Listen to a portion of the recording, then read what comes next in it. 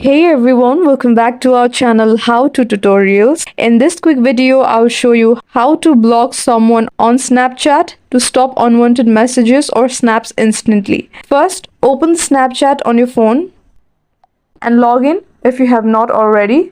Now tap the chat icon at the bottom or use the search bar at the top to find the person you want to block. So once you have found them, just tap and hold on to that conversation and simply tap block and then confirm your choice,